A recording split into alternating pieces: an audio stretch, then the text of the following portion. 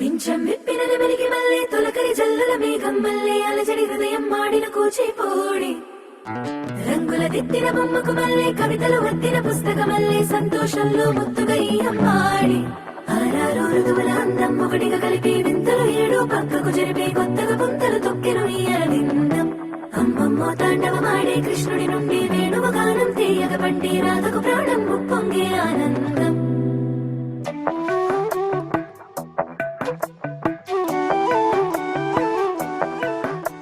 మధురము కదా ప్రతొక నడక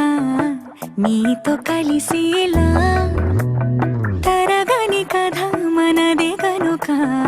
మనసు మురిసినిలా